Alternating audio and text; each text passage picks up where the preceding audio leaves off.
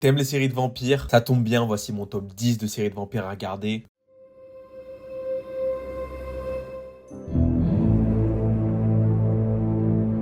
On va commencer avec deux mentions honorables. Castlevania, parce que c'est une série d'animation, mais elle en vaut vraiment la peine. C'est l'histoire du vampire Dracula qui décide de se venger de l'humanité après que ces derniers aient brûlé sa femme, l'accusant de sorcellerie. Legacy, tout simplement parce que la série ne mérite pas le top 10, ni même le top 20, je pense. Mais je la mets en mention honorable parce que c'est le spin-off d'un univers très aimé par les fans, celui de The Vampire Diaries. Concrètement, ça parle de Hope Mikaelson, la fille de Klaus Mikaelson, le vampire originel, qui a grandi au sein de l'école surnaturelle de Alaric Saltzman et ses jumelles. Bon, maintenant on entame directement avec le top 10.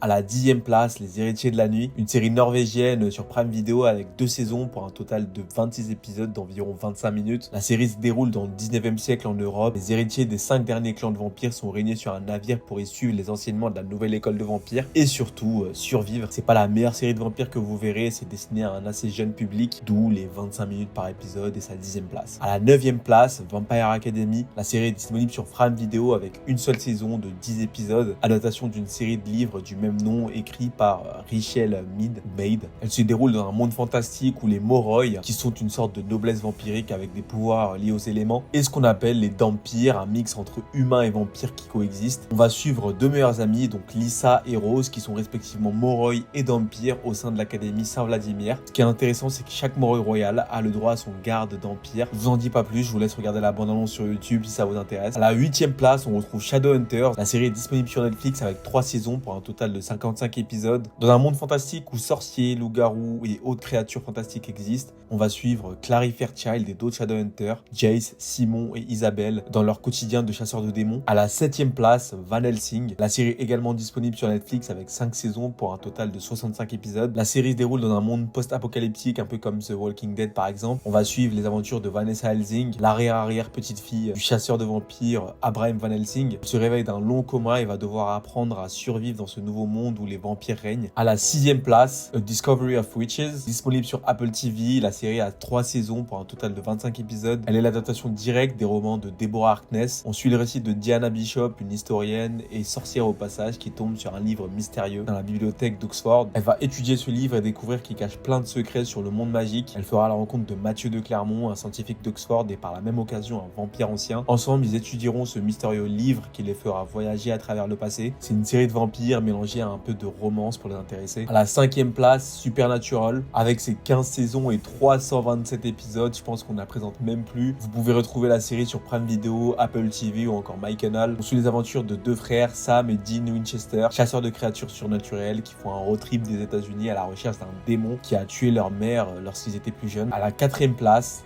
The Originals, spin-off de la série The Vampire Diaries. La série contient 5 saisons pour un total de 92 épisodes. On suit le récit de la toute première famille de vampires, la famille Mikaelson, qu'on appelle également les originels. C'est tout simplement les plus vieux et les plus puissants vampires qui existent dans ce monde. Pour moi, c'est la série de vampires par excellence. On rentre dans le très sérieux avec ce top 3. True Blood, une excellente série de vampires des années 2000 produite par HBO. Elle comporte 7 saisons pour un total de 80 épisodes. Dans un monde où l'existence des vampires est révélée au grand jour, un accord est passé entre humains et vampires pour commercialiser du sang artificiel et permettre aux vampires de ne plus avoir à tuer d'humains pour survivre. Le sang artificiel va se vendre en boisson qu'ils appellent le True Blood. On va suivre les aventures de Sookie Stackhouse, jeune barmaid qui tombe amoureuse du vampire Bill Compton. En 2e position, Interview with the Vampire. Vous connaissez peut-être le film de 1994 avec Brad Pitt et Tom Cruise. La série est actuellement en cours et se compose de 2 saisons pour un total de 15 épisodes. Elle adapte le roman du même nom de Anne Rice. Louis de Pointe-du-Lac, un vampire de 145 ans, fait appel à un journaliste pour lui accorder une interview dans le but de révéler au monde son histoire de vampire et par la même occasion l'existence des vampires. Il racontera sa vie en tant qu'humain, puis sa vie en tant que vampire, sa relation avec un vampire du nom de Lestat de Léancourt et Claudia, sa fille vampire. Je recommande à 110% que ce soit le film ou la série. Si vous aimez les histoires de vampires mêlant sang, horreur et romance, foncez. En première position, vous l'aurez tout de suite vu venir, The Vampire Diaries, la série de vampires préférée de tous, j'ai l'impression. Elle m'a personnellement fait aimer le genre. La série est disponible sur pas mal de plateformes, Netflix, Prime Video, Apple TV, donc